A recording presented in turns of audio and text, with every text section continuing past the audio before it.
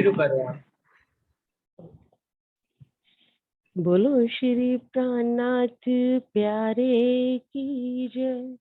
बोलो श्री सतगुरु महाराज की जय।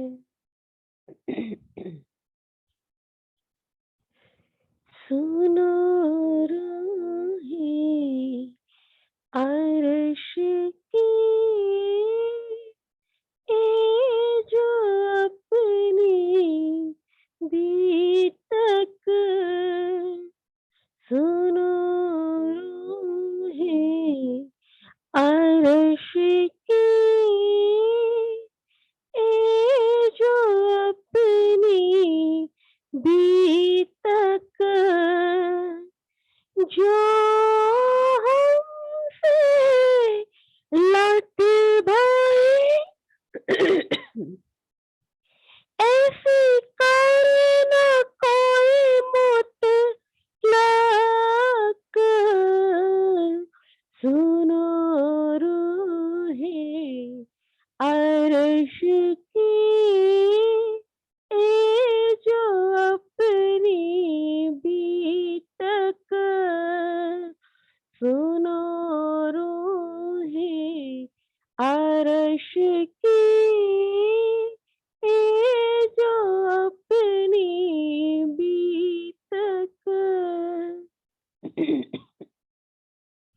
मीठा गुज माशूक का, मीठा गुज माशूक का, काहू आशिक है न कोई, मीठा गुज मासूक का, काहू आशिक है न कोई, पड़ोसी पड़ना सुने, पड़ोसी पड़ना सुने, ये आशिक छिपी रोए, सुनो रूहे अर्श की, ए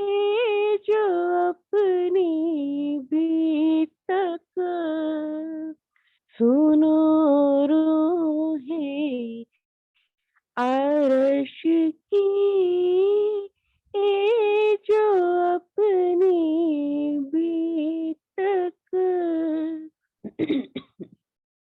जो पड़े कसाला कोटक, जो पड़े कसाला कोटक, पर कहे ना किनको दुख, जो पड़े कसाला कोटक, पर कहे ना किनको दुख, किसी सोना बोले ही, किसी सोना बोले ही, छिपावे हक के सुख,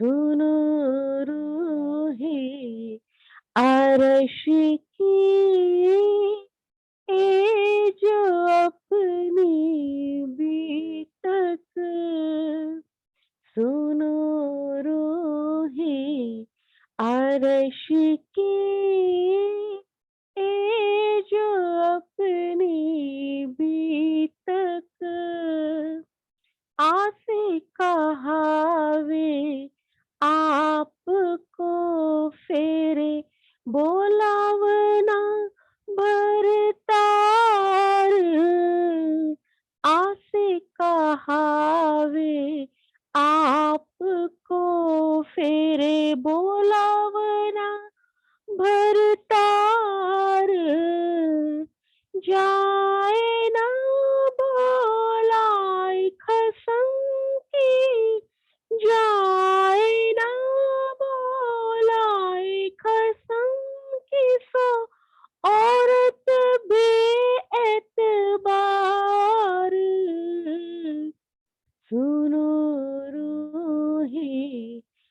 अर्श की ये जो अपनी बीतक, सुनो रूहे अर्श की ये जो अपनी बीतक।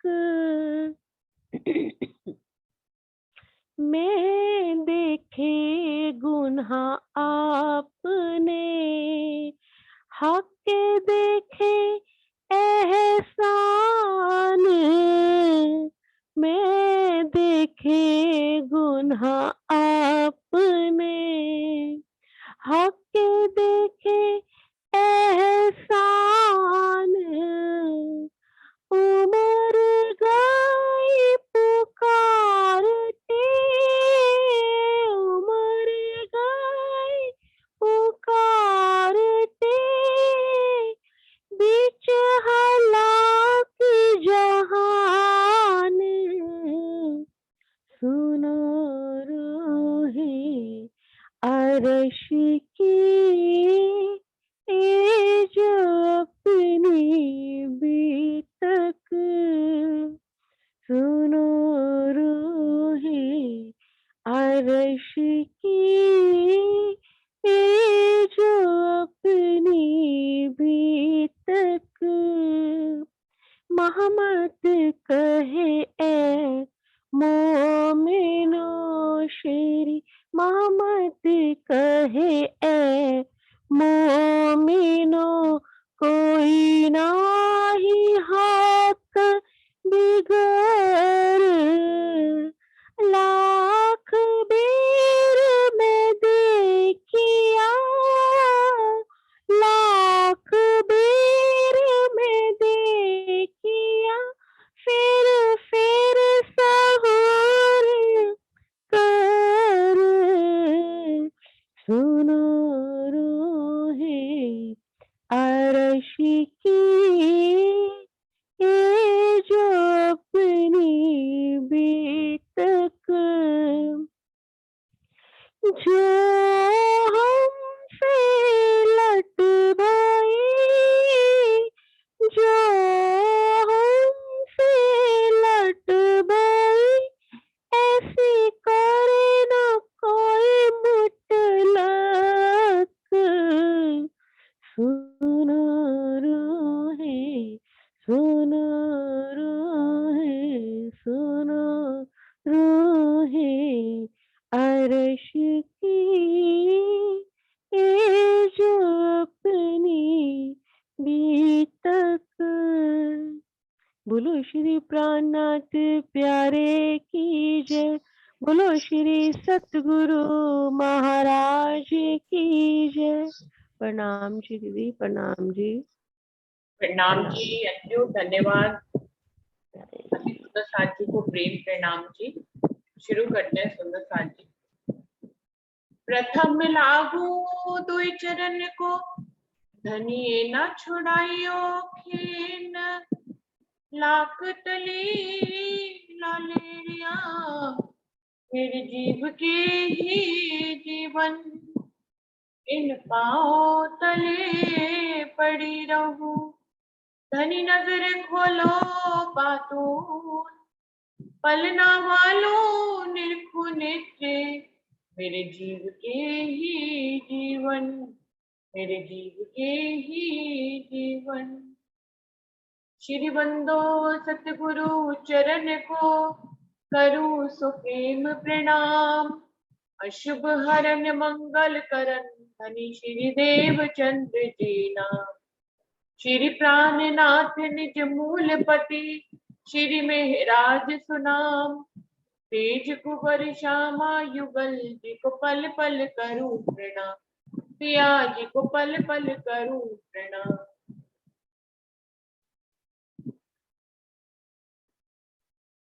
सुंदर साथ जी राम रतन महाराज जी की बीतक की आज छठी लहर का पहला प्रसंग शुरू हो रहा है। पांचवी लहर कल समाप्त हो गई थी, अभी छठी लहर से आगे बढ़ रहे हैं। प्रसंग चल रहा था महाराज जी की बीतक में कि वो 3 साधुओं से मिलते हैं, जिसमें एक माई और 2 साधु जन हैं। उनके साथ वो यात्रा प्रारंभ करते हैं, जिसमें एक साधु महाराज जी के साथ हो जाते हैं और एक साधु और माई अलग उनके साथ ही चल रहे होते हैं, लेकिन ग्रुप हो जाता है। यात्रा करते करते खड़गपुरी में विश्राम करते हैं। ये बंगाल का एक बड़ा ही प्रतिष्ठित गांव है। वहां पहुंचते हैं महाराज जी और साधु जन।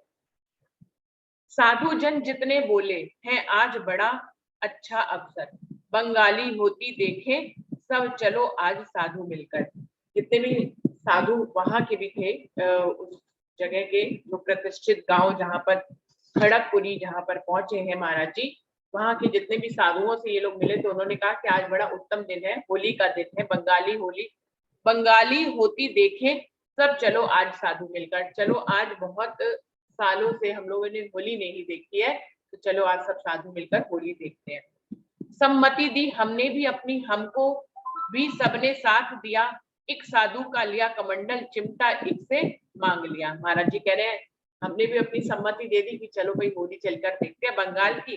तो हमने क्या किया कि अपने आप को, महाराज जी थोड़े साधु और कमंडल, वो चिमटा और कमंडल लेकर नहीं चला करते थे, वो अपना सिंपल वेशभूषा में जो उनको लंगोटी परमात्मा ने दी है उसी के हिसाब से चलते थे।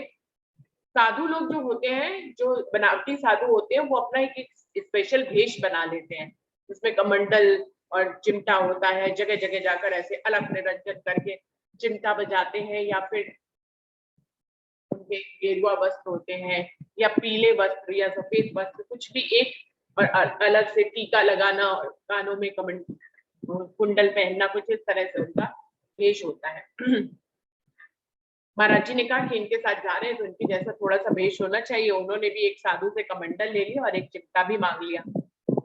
अपना जो साथी साधु था उसकी तबीयत ठीक न थी, माई उनकी देखभाल के लिए पास उनकी छोड़ी। महाराज जी कह रहे हैं जो मेरे साथ एक साधु जन थे, जो 3 थे, उनमें से एक माई के साथ रहते थे, एक मेरे साथ रहते थे। उनकी कुछ तबीयत ठीक नहीं थी, तो वो हमारे साथ चल नहीं पा रहे थे, तो उनकी देखभाल के लिए माई रुक गई। अब वैसे तो वो जो पिछले प्रसंग में हमने देखा कि वो माई से दूर रहते थे, माई के बनाए भोजन को भी नहीं करते थे, माई से दूरी दूरी बनाते थे, लेकिन माई उनके ऊपर नछावर थी और माई उनके लिए भोजन बनाती थी। वो भोजन नहीं जीतते थे तो वो खुद स्वयं भूखी रहती थी, भोजन नहीं करती थी। तो एक प्रेम का संबंध उन्होंने उनसे बांधा हुआ था माई ने। यहाँ पे भी उसी संबंध के कारण वो जो है साधु की देखभाल के लिए वो ही यहीं रुक गई, वो भी होली देखने के लिए नहीं गए। हम तो गए खड़गपुर होली का, देखे कैसा त्योहार, इधर हमारे साथी साधु को चढ़ गया तेज बुखार। महाराज जी कह रहे हैं हम तो और साधुओं के साथ होली देखने के लिए चल पड़े, और जो पीछे हमारे साधु रह गए थे, जिनको पहले से ही तबीयत ठीक नहीं थी, कि उनको बहुत तेज बुखार चढ़ गया। उनकी तेजी उसकी तेजी सह ना पाए, वे गफलत में आए एकदम, माई उनको उठा वहां से आरंदा भाग गई फौरन। उनको इतनी तेज बुखार आ गया, तबीयत उनकी इतनी खराब हो गई कि वो गफलत में हो गए। बेहोशी की थोड़ी सी हालत होती, थोड़ी जागृत अवस्था, थोड़ी बेहोशी, जिसमें जो है आपको कुछ समझ में नहीं आता है कि क्या कर रहे हैं क्या नहीं कर रहे हैं।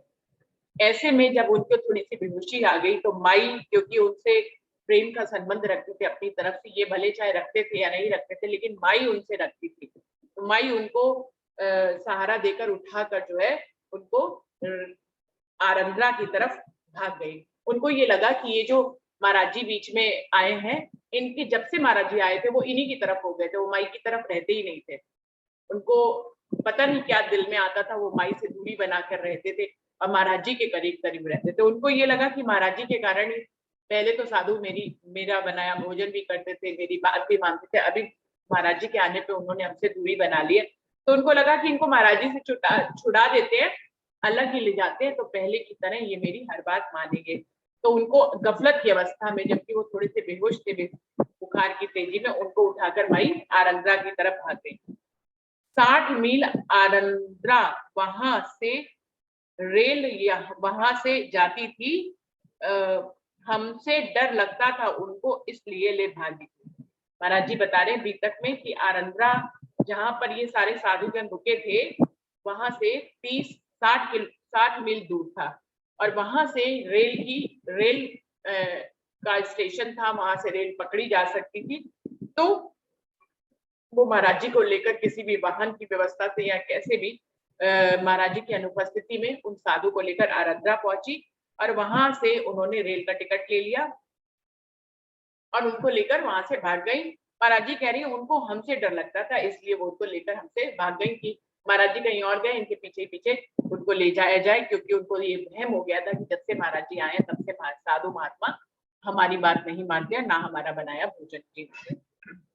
अच्छा मौका सोचा उसने उस साधु की गफलत से, टिकट लिया अपने पल्ले से ताकि हमसे पिंड छूटे, क्योंकि जिन साधु को लेकर भाग रही थी वो तो थोड़े से गफलत में थे, थोड़े बेहोशी में थे और उन्होंने सोचा कि महाराज जी इस समय है नहीं, अच्छा मौका है इनको उनसे जुदा करने का।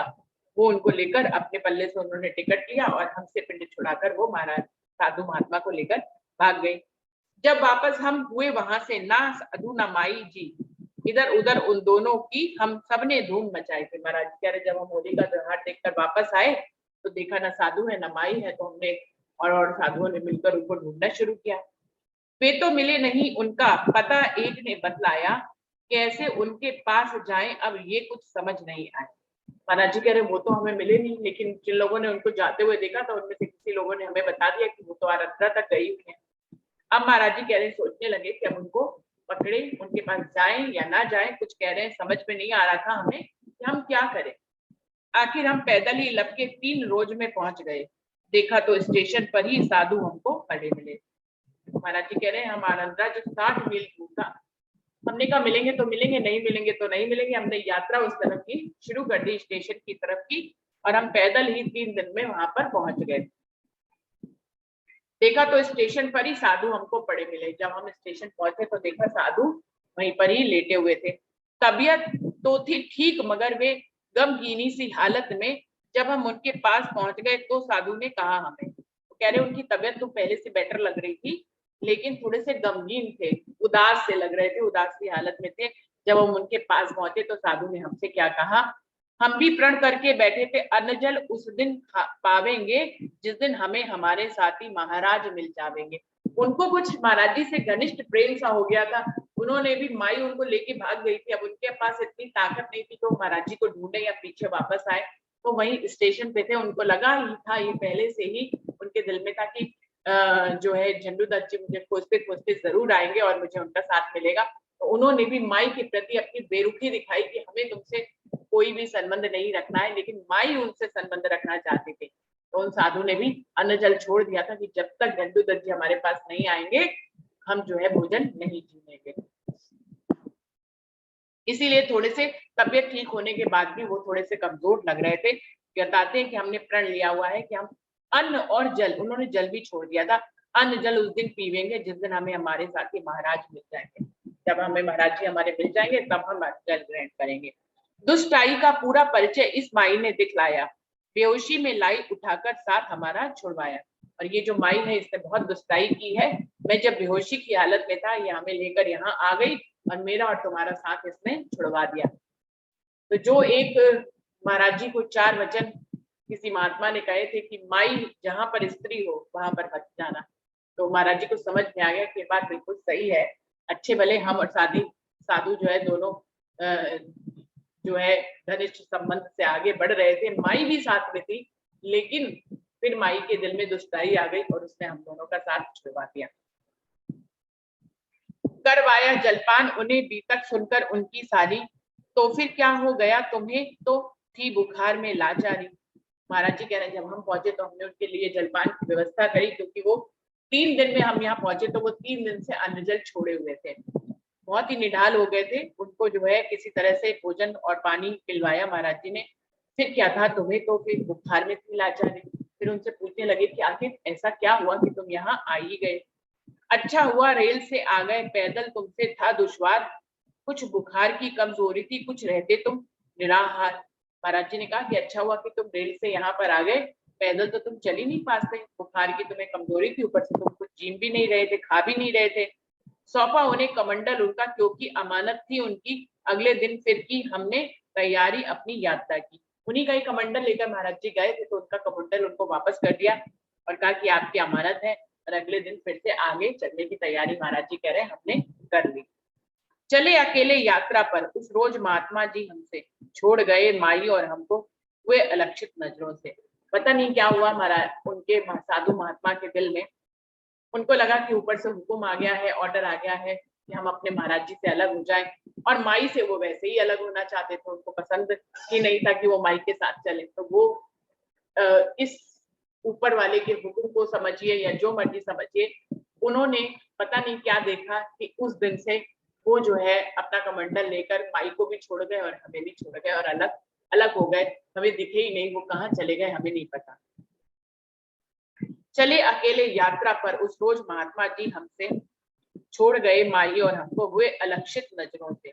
मिले कहीं नहीं फिर आइंदा, बिछड़ गया अपना जोड़ा, अच्छा साथ मिल गया था हमको पर उस माई ने तोड़ा। बस वो कह रहे हैं उसके बाद फिर वो हमें कहीं नहीं मिले, हमसे बिछड़कर उन्होंने हमारा जोड़ा जो बना हुआ था उसको तोड़ दिया। बहुत आनंद में थे, हमें वो मिले हुए थे, हमसे वो बड़े आराम में थे, हम उनसे बड़े आराम में थे, दोनों जो है अच्छा सा हमारा कट जाता था रास्ता, लेकिन इस माई ने हमें हमारे जोड़े से बिछड़वा दिया। उनको भी परमात्मा को पता नहीं क्या सूझा कि वो हमें छोड़कर ही चले गए। माई जी बोली अगले दिन तुम ही साथ ले लो महाराज, हमने कहा साथ तो वो ही अपने तुम माता जी आज। इसके बाद माई ने देखा कि वो अकेली हो गई, अब वो भी तो घर बार छोड़ के ही निकली हुई थी। उन्होंने महाराज जी से कहा आप हमें साथ में लेके चलो। अभी तक तो वो उन दो साधुओं के साथ जो है बनाकर चलती थी एक ग्रुप, लेकिन अब वो सब बिछड़ गए, ये महात्मा इनको छोड़ गए, दूसरे महात्मा को वो छोड़ आई, महाराज जी यहाँ पे उनको दिख रहे थे। तो बोली कि आप ही हमें अपने साथ ले लो, हम दोनों साथ साथ आगे की तरफ बढ़ेंगे। लेकिन महाराज जी की कुंजी क्या थी, शुरू से उनको महात्मा ने बताई थी, किसी भी स्त्री के साथ संगत में रहना नहीं। तो महाराज जी अपनी इस बात पे अडिग थे, लेकिन मना भी नहीं कर पाए, एक स्त्री को अकेले नहीं छोड़ पाए। ये उनके दिल में करुणा थी, दया थी, या जो मर्जी समझे, उनको उस माई से भी थोड़ी सी करुणा हो गई कि ये बेचारी उनके लिए इतना करती है, भोजन भी बनाती है, उनके साथ रहना चाहती है, लेकिन साधु महात्मा को ये भाती नहीं। तो उनको एक दिल में जो माई के दुख था छोड़ जाने का, और महाराज जी को भी था, तो महाराज जी ने कहा उनको क्या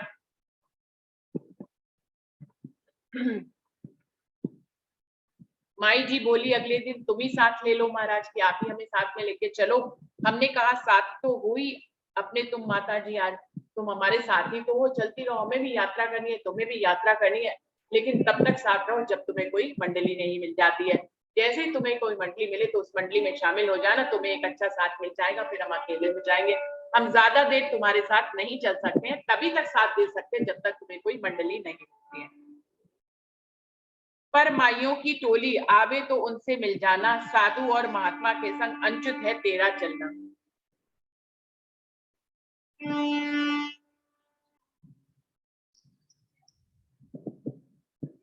आगे कोई माइयों की टोली आए तो तुम उसमें आप उसमें शामिल हो जाना, साधु और महात्मा के संग आपका चलना बिल्कुल भी उचित नहीं है। महाराज जी को समझ में आ गया कि इस माई के साथ चलना बिल्कुल भी उचित नहीं है, इसीलिए इनको छोड़कर पहले भी वाले भी साधु गए, क्योंकि साधुता ही भंग होने लग जाती है, इसके साथ में चल रही है। महाराज जी को इनसे भी खतरा था, उन्होंने कहा कि नहीं नहीं, आप जब तक अकेली हमारे साथ चलिए, लेकिन जैसे ही कोई माइयों की टोली मिले तो उसमें शामिल हो जाइएगा, आप साधु महात्मा के साथ मत चलिए, ये आपके लिए अनुचित है। 3 रोज बाद एक बस्ती के बाहर हम ठहरे, मौसम बदल गया एकदम से, बादल उठे बड़े गहरे। वो कह रहे 3 रोज तक हम यात्रा करते रहे, एक बस्ती के बाहर जाकर हम रुके, उस दिन कुछ मौसम बदल गया, एकदम से बड़े बड़े बादल से छा गए, वर्षा शुरू हुई कुछ पड़नी, माई और साधु बोले हम तो बस्ती में ठहरेंगे, भागे ले आसन झोली। 3 रोज बाद एक बस्ती के बाहर हम ठहरे, मौसम बदल गया एकदम से, बादल उठे बड़े गहरे, वर्षा शुरू हुई कुछ पड़नी, माई और साधु बोले। कह रहे मौसम बदल गया, बड़े बड़े बादल और बारिश शुरू हो गई, और माई और साधु फिर हमसे बोले हम तो बस्ती में ठहरेंगे, भागे ले आसन झोली।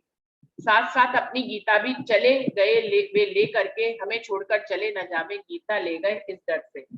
और जो साधु हमारे साथ मंडी जब चलती है, पहले तो महाराज जी और माई चले थे, फिर और साधु भी साथ में इकट्ठे हो गए थे, लेकिन उन्होंने माई को ये आज्ञा दे दी थी कि जैसे ही कोई टोली मिले आप उनके साथ हो जाइएगा, हमारे साधुओं के साथ मत चलिएगा। जब एक जगह बारिश होने लगी तो और साधु लोग अपने आसन लेकर हमसे ये कहकर बस्ती में भाग गए कि भाई हम तो बस्ती में रुकेंगे, यहाँ जंगल में तो बारिश में भीग जाएंगे। लेकिन साथ साथ वो हमारी गीता भी हमारे से ले गए। हमें पता ही नहीं चला गीता कैसे ले गए हमारी छुपा के। उनको ये डर था कि कहीं हम उनको छोड़ के ना चले जाएं, इसलिए वो गीता हमारी लेकर चले गए।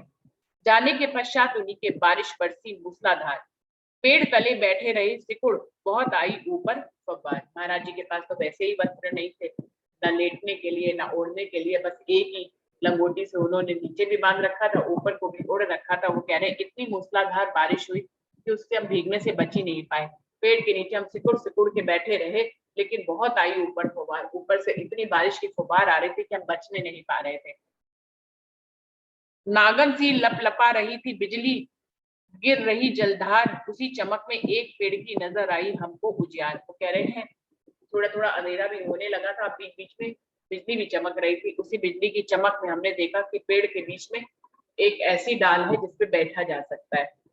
घुस बैठे जाकर उसमें, दिन निकलते तक रहे वहीं, हमें देखने साथी अपने आए पर हम मिले नहीं। महाराज जी ने तो बचने के लिए उस जगह को चुना था कि बारिश से बच के हम वहां जगह पे बैठ जाएंगे। फिर जब सुबह हुआ, सूरज उग गया, उनके साथी जो गीता उनकी लेकर भागे थे वो उनको ढूंढने के लिए यहाँ पर आए, पर महाराज जी ऐसी जगह छुपे बैठे थे कि वो उनको मिले ही नहीं। धूप चढ़े तक आए नहीं, जब माई और साधु महाराज, हमने भी सोची चलने की अपने परमारथ के काज। फिर उसके बाद वो इनको ढूंढते ढूंढते आगे निकल गए। और फिर महाराज जी कह रहे हैं जब दोपहर का समय हो गया तब तक वो साधु लोग और माई हमें वापस से ढूंढने के लिए नहीं आए। हमें तसल्ली हो गई कि अब हमें ढूंढने नहीं आएंगे, तो हमने भी आगे चलने की सोची और हम नीचे उतर आए और अपने परमारथ के कार्य, अपने के लिए, अपने कार्य के लिए, अपनी उद्देश्य को पूरा करने के लिए हम आगे चल पड़े और बिल्कुल अकेले अब यहाँ से महाराज जी फिर से हो गए। आज अकेले ही चले, साथी ना कोई साथ है, लंबी यात्रा खींच दी हमने बातों बात। महाराज जी कह रहे हम तो बिल्कुल पक्कड़ अकेले हो गए, कोई साथी था नहीं जिससे चाल से चाल मिलानी थी। अब महाराज जी तो एक दिन में 70 मील पहले ही चलते थे, तो वो कह रहे जब अकेले थे कोई साथी साथ नहीं था, तो हमने भी लंबी यात्रा उस दिन कर ली, रुके ही नहीं कहीं, न खाने के लिए न पीने के लिए। जैसे पहले चलते थे 70 मील, अब तो और ज्यादा मील निकाल लिए, उनको चलने की और ज्यादा अच्छी प्रैक्टिस हो गई थी। जब साधुओं की टोली के साथ चलते थे तो उनके साथ कदम से कदम मिला के चलना पड़ता था कि भाई आगे ज्यादा नहीं चल सकते, उनके साथ ही जो रहना है। वो धीमे चलते तो महाराज जी को भी धीमे चलना पड़ता, वो तेज चलते तो महाराज जी को भी तेज चलना पड़ता। लेकिन यहाँ पर उन्होंने अकेली यात्रा बहुत लंबी कर दी। हम मेदिनीपुर ग्राम पहुंचे, आश्रम था जिसके एक समीप साध मंडली पड़ी हुई थी, वहां आश्रम के नजदीक। महाराज जी कह रहे हम मेदिनीपुर गांव में पहुंच गए लंबी यात्रा करते, और वहीं पर आश्रम था एक। वहां पर हमने क्या देखा, कुछ साधुओं की मंडली जो है आश्रम के नजदीक ही बैठी हुई है। हमें लगा ये साधुओं की मंडली अब इसी में शामिल हो जाए। एक ब्रह्मचारी जी थे उस आश्रम के संचालक मात्र, जा बैठे हम भी उबालने को खिचड़ी ले अपना पात्र। वो क्योंकि वहां साधुओं की मंडली बैठी हुई थी और एक आश्रम सा था, उस आश्रम की देखभाल एक ब्रह्मचारी जी करते थे। तो महाराज जी कह रहे हैं हम भी जो है वहां जाकर बैठ गए और सोचा कि अपनी खिचड़ी यहीं पर ही बना लेंगे और खा लेंगे। अपना भोजन स्वयं बनाते थे, भले चाहे जितने मर्जी 40, 50, 20, 25 या 3 या 4 साधुओं के बीच में भी हो, महाराज जी किसी से भोजन नहीं करते थे। वो अपना भोजन स्वयं बनाते थे और खिचड़ी स्वयं ही खाते थे। जहाँ बैठे हम भी उबालने को खिचड़ी ले अपना पात्र, बनी ना थी अब तक निज खिचड़ी, एक महात्मा जी आए, हमें भी भोजन दोगे क्या, ये शब्द उन्होंने दोहराए। तो महाराज जी कह रहे हैं हम खिचड़ी बना ही रहे थे, अभी हमारी खिचड़ी बनी भी नहीं थी कि पीछे से हमें एक महात्मा की आवाज आई। वो आकर हमसे क्या बोले कि हमें भी भोजन दोगे क्या। उन्होंने अपने शब्दों को दोहराया, क्या हमें भी भोजन दोगे। अब महाराज जी ने बेखौफ निडर संकोचहीन जैसा व्यवहार किया आके, हम भी कुछ आकृष्ट हुए उस प्रतिमा का दर्शन पाके। महाराज जी कह रहे हैं उन्होंने इतनी बेखौफी से, निडरता से और संकोचहीनता से हमसे ऐसा व्यवहार किया जैसे बिल्कुल अपने हो, और आकर खिचड़ी हमसे मांगी, क्या भोजन कराओगे हमें। हम भी कुछ आकर्षित हुए। महाराज जी कह रहे हैं हम भी बड़े उनके बेखौफ व्यक्तित्व के ऊपर बड़े जो है आकर्षित हो गए। उन प्रतिभा का दर्शन करके, उन साधु महाराज का दर्शन करके हम बड़े प्रसन्न हुए। उन्होंने हमसे भोजन मांगा, हम भोजन बना ही रहे थे। है किसका जो पूछ रहे हो, सभी आपका है महाराज। महाराज जी तो बिल्कुल निर्गुण थे, उनके अंदर लालच बिल्कुल भी नहीं था। जैसे ही लंबे चौड़े महात्मा उनके पास आए, कहा कि हमारे लिए भी भोजन है क्या? महाराज जी ने कहा इसमें पूछना क्या है, सारा भोजन ही आपका है। महाराज जी ने तो ऐसा उत्तर दे दिया, आपने कुछ सोचा ही नहीं कि हाँ हाँ आप आ जाइए, हम दोनों इकट्ठे ही मिलकर जीम लेंगे। महाराज जी ने कहा बिल्कुल, उनका इतना लंबा चौड़ा व्यक्तित्व था कि महाराज जी को लगा जितनी खिचड़ी हम बना रहे हैं वो तो इनके लिए भी पूरी नहीं होगी, हम क्या खाएंगे। और आगे ये भोजन मांग रहे हैं और बिल्कुल बेखौफ निडरता से निसंकोच होकर मांग रहे हैं। तो महाराज जी ने भी उत्तर दे दिया, है किसका जो पूछ रहे हो, सभी आपका है महाराज, आपको पूछना ही क्या है महाराज जी, ये सारा भोजन आपका ही है। जब तक वे पतरावत लाए खिचड़ी थी तैयार हुई, पत्तल बिछी आन जब उनकी, हमने सब खिचड़ी उल्टी। वो कह रहे बस ऐसा सुनकर वो पत्तल वत्तल लेने चले गए कि अब आकर उस पत्तल पे खिचड़ी पीवेंगे। जैसे ही वो पत्तल लेकर आए कि खिचड़ी तैयार हो गई, उन्होंने जैसे ही पत्तल बिछाया हमने सब खिचड़ी उल्टी। और हमने जितनी खिचड़ी, क्योंकि महाराज जी ने तो अपने हिसाब से थोड़ी सी खिचड़ी बनाई और उसमें उन्होंने सोचा दो का पेट तो भरना है मुश्किल, इनका खुद का ही अकेले का पेट नहीं भर पाएगा। महाराज जी ने सारी खिचड़ी उन्हीं के पत्तल पर डाल दी। भूतनाथ जैसा स्वरूप था, फबन निराली के इंसान, वो विरक्त, वो विरक्ता के प्रतीक जो लगता था पुरुषत्व महान।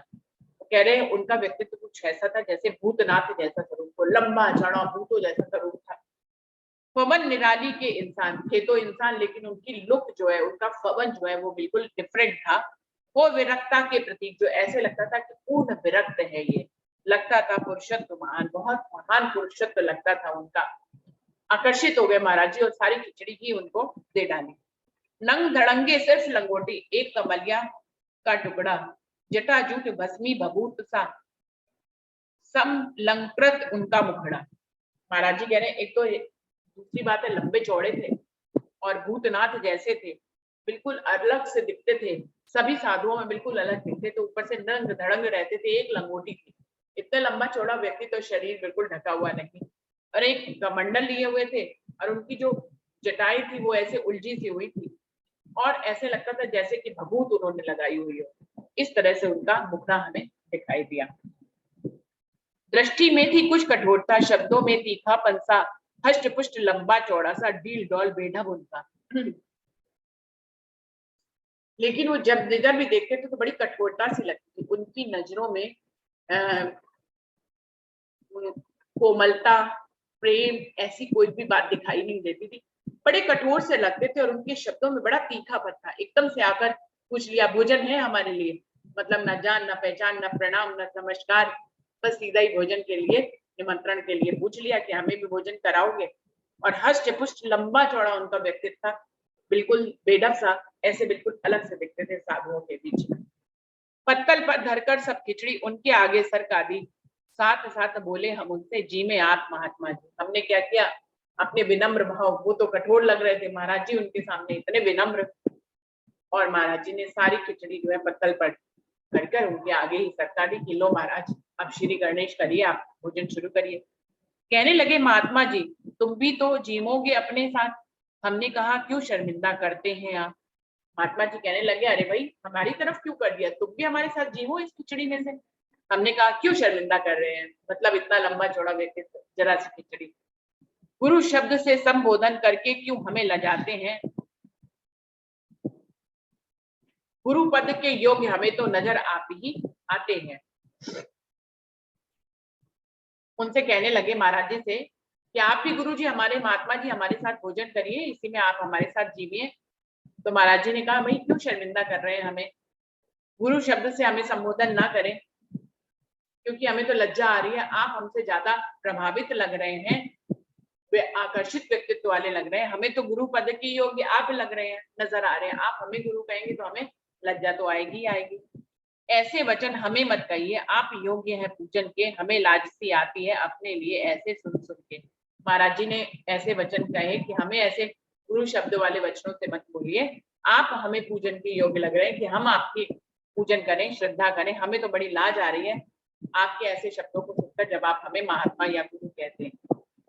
हाथ पकड़ अपना जबरन उसने अपने संग बिठाया, उसी पत्तल पर भोजन दोनों ने साथ साथ खाया। फिर चाहे उनके शब्दों में कठोरता थी, तीखापन थी, लेकिन फिर भी वो अपनापन दर्शा रहे थे महाराज जी के प्रति, और महाराज जी का हाथ पकड़कर जबरदस्ती बिठा लिया और दोनों ही एक ही पत्तल में भोजन करने लग गए। उनकी ओर जूट के दाने चावल के जो गिर जाते, कभी उठा झट से लुगमे वे समेट कर खा जाते। महाराज जी कह रहे हैं अब एक ही पत्तल में खा रहे थे तो कुछ झूठन हमारी उनकी तरफ जा ही रही थी, लेकिन जो हमारे झूठन के दाने उनकी तरफ जाते थे वो फटाफट उसको उठाकर खा जाते थे, बिल्कुल शर्माते नहीं थे, हिचकिचाते नहीं थे कि ये इनकी झूठन है। ऐसे उच्च महात्मा ने जब जूठा खाना शुरू किया तो हमने भी उनके आगे का खाना आरंभ किया। महाराज जी कह रहे हैं वैसे तो हम किसी के साथ भोजन जीतते ही नहीं थे, अकेले ही बनाते थे, अकेले ही खाते थे। आज ऐसा अवसर आ गया कि ये इतने लंबे चौड़े महात्मा और ऊपर से हमारा जूठा चावल खाने लग गए। तो महाराज जी कह रहे हैं हमको भी उनके इस उच्च विचारों से हम आकर्षित और हमने भी महात्मा का जूठन खाना शुरू कर दिया। तो हमने भी उनके आगे का खाना आरंभ किया। बड़े प्रेम से जी में दोनों आया एक आनंद अपार, थोड़ा ही भोजन था लेकिन पेट भरे की आई दरकार। महाराज जी कह रहे हैं पहली बार किसी के साथ एक ही पत्तल में भोजन जीमा, बड़ा आनंद आया प्रेम का। और आनंद का जहाँ प्रेम होता है वहां आनंद अपने आप ही बरसता है। वो कह रहे हैं आनंद का हमें अनुभव हुआ। हमने भोजन थोड़ा था लेकिन प्रेम के कारण, हमने प्रेम से दोनों ने साथ मिलकर जीमा तो हमें जो है लगा कि हमारा पेट भर गया है। खाने के पश्चात उन्होंने पूछा कहाँ जाएंगे आप? जगन्नाथ जी सुन करके बोले तो हम भी हैं आपके साथ। महाराज जी से भोजन करने के बाद उन्होंने पूछा आप कहाँ की यात्रा कर रहे हैं? तो महाराज जी ने कहा भाई हम तो जगन्नाथपुरी जा रहे हैं। उन्होंने कहा ठीक है हम भी वहीं चलेंगे आपके साथ। हम तो साथ खोजते ही थे, सुनते ही झट से हाँ कह दी, अच्छा साथ मिला अपने को, सुनते ही सम्मति दे दी। महाराज जी कह रहे हम भी साथ ही ढूंढ रहे थे, अकेले तो थोड़ी बहुत मुश्किल होती ही थी, लेकिन अभी हम भी साथ ढूंढ रहे थे और ये महात्मा हमें मिल गए, खुद ही कहने लग गए कि हम आपके साथ चलेंगे। हमने भी उनकी सहमति में आज्ञा दे दी कि हाँ भाई साथ में ही चलते हैं।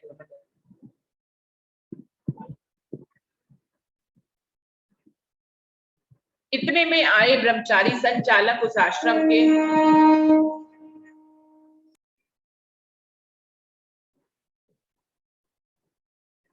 इतने में आए ब्रह्मचारी संचालक उस आश्रम के महात्माओं के बीच आकर एकदम से वे खड़े हुए। जो उस आश्रम के संचालक ब्रह्मचारी महात्मा थे वो इसी समय हमारे बीच में आकर खड़े हो गए और क्या कहने लग गए, बोले सभी महात्माओं से जितने भी हो तुम इस वक्त लकड़ी की भी आवश्यकता तुम लोगों को रहती तक, कि हम लोग साधु संत हैं, हमें लकड़ी की जरूरत रहती है, कभी हमें भोजन बनाना होता है, कभी हमें और कार्य करना होता है, कभी पानी गर्म करना होता है, तो हमें लकड़ी की आवश्यकता रहती है और मुझे रहती है तो आप लोगों को भी रहती है कोई तुम में ऐसा जो इतनी कृपा करे हम पर, लदे आ रहे राजा के लक्कड़ भर भर